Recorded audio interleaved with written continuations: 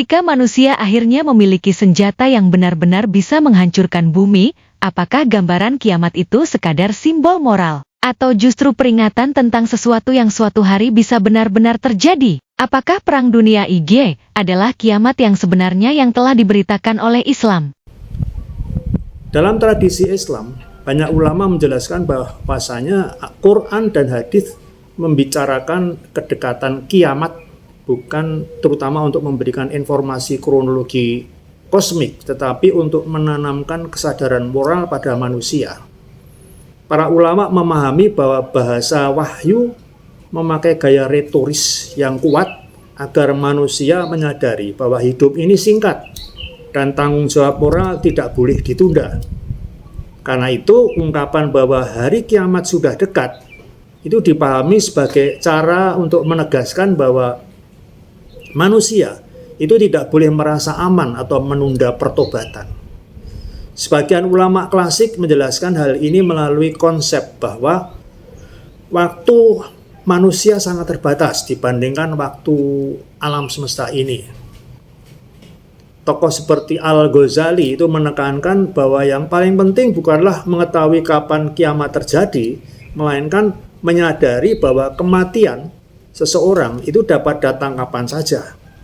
Dalam kerangka ini, kematian individu disebut sebagai kiamat kecil, karena setelah itu manusia tidak lagi memiliki kesempatan untuk memperbaiki amalnya. Pendekatan lain datang dari tradisi filsafat Islam. Filsuf Andalusia Ibn Rushd berpendapat bahwa teks agama itu menggunakan bahasa simbolik agar dipahami oleh masyarakat luas. Menurut pandangan Ibn Rushd, gambaran dramatis tentang langit terbelah, bintang jatuh, atau gunung hancur itu tidak dimaksudkan sebagai uraian ilmiah tentang kosmologi, melainkan sebagai bahasa simbolis yang menggugah kesadaran religius. Pesan utamanya adalah bahwa dunia tidak kekal dan manusia harus mempertanggungjawabkan tindakannya. Ada pula ulama seperti Ibn Khaldun yang menyoroti bagaimana harapan tentang akhir zaman yang biasanya muncul kuat itu pada masa-masa krisis, adanya krisis sosial dan politik. Ia mengingatkan bahwa sebagian riwayat tentang tanda-tanda kiamat itu biasanya itu muncul atau berkembang dalam konteks sejarah tertentu, sehingga perlu dimaknai dengan hati-hati. Bagaimana sebenarnya pemberitaan tentang kiamat dalam Al-Quran dan hadits, dan mengapa Allah membuat seolah-olah menggambarkan keadaan yang kritis pada manusia agar manusia takut akan masa depan nasibnya dengan terjadinya kiamat? Beberapa ayat dalam Al-Quran dan sejumlah hadits memang menggunakan bahasa yang memberi kesan bahwa hari kiamat itu memang sudah dekat atau semakin mendekat. Salah satu ayat yang paling jelas terdapat dalam surat Al-Qamar yang mengatakan bahwa telah dekat datangnya hari kiamat dan bulan pun telah terbelah. Dalam ayat ini secara langsung menyatakan bahwa as-sa'ah, hari kiamat itu telah dekat. Ayat lain terdapat di dalam surat Al-Anbiya yang mengatakan bahwa telah dekat kepada manusia hari perhitungan mereka, tetapi mereka berada dalam kelalaian dan berpaling. Itu Al-Anbiya ayat 1 juga. Kemudian ada ayat lain yang disebut di dalam surat An-Nahl, telah datang ketetapan Allah, maka janganlah kamu meminta agar disegerakan. Kemudian ada pula ayat dalam surat Asy-Syura, boleh jadi hari kiamat itu sudah dekat, dalam Asy-Syura ayat 17. Selain itu selain ayat-ayat tersebut, itu beberapa hadis Nabi juga memberi kesan kedekatan waktu kiamat. Salah satu yang paling terkenal diriwayatkan dalam Sahih Al-Bukhari. Nabi Muhammad bersabda, aku diutus bersama hari kiamat ini seperti 2 jari ini. Jadi 2 jari itu kan dekat sekali. Lalu beliau merapatkan jari telunjuk dan jari tengahnya. Hadis lain yang juga dikutip itu menyatakan sesungguhnya kiamat itu hampir terjadi.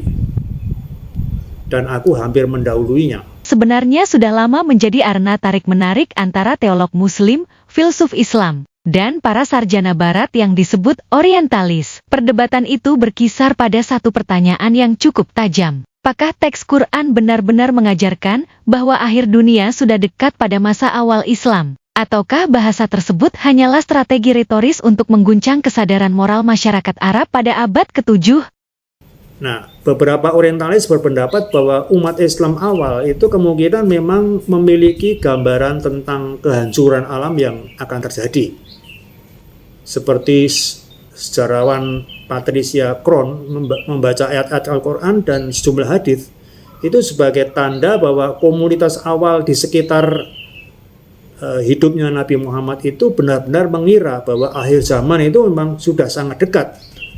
Bagi mereka, bahasa seperti hari perhitungan telah mendekat itu tidak sekadar metafora moral atau perlambang saja, tetapi mencerminkan suasana religius khas gerakan apokaliptik yang juga muncul dalam tradisi Yahudi dan Kristen awal. Apokaliptik itu tentang kehancuran alam ya. Pemikir seperti Fazlur Rahman itu berargumen bahwa wahyu memang sengaja menggunakan bahasa yang menimbulkan rasa urgensi, rasa keterdesakan.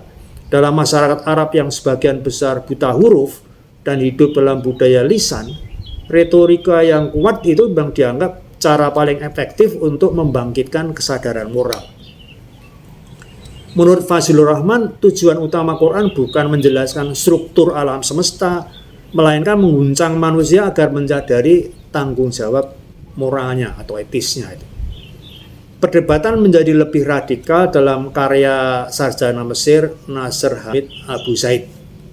Ia berpendapat bahwa Quran itu harus dibaca sebagai teks yang disesuaikan dengan konteks sejarahnya.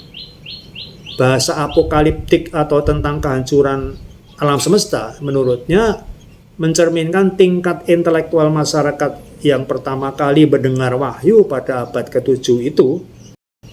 Ayat-ayat tentang dekatnya kiamat adalah bagian dari wacana religius yang bisa hidup pada waktu wahyu itu turun. Pendapat tersebut membuat Abu Zaid ada yang menuduh merelatifkan wahyu dan memicu kontroversi di dunia Islam.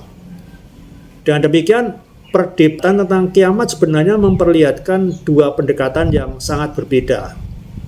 Teologi tradisional cenderung menegaskan bahwa bahasa kedekatan kiamat adalah peringatan moral yang selalu relevan. Sejumlah ulama dan teolog berpendapat bahwa wahyu menggunakan bahasa yang langsung menyentuh emosi dan imajinasi manusia. Tujuan utamanya adalah membangun rasa tanggung jawab moral, bukan memberikan uraian ilmiah tentang masa depan alam semesta. Namun apakah cara seperti itu bisa dianggap atau membohongi umat? Dalam hal ini Ibn Rus berpendapat bahwa teks agama itu memiliki dua tingkat makna. Makna literal yang mudah dipahami masyarakat umum dan makna filosofis yang lebih dalam bagi mereka yang terlatih dalam pemikiran rasional. Menurutnya, bahasa simbolik tidak dimaksudkan untuk menipu, melainkan untuk menyampaikan kebenaran dalam bentuk yang bisa diterima oleh berbagai tingkat intelektual masyarakat.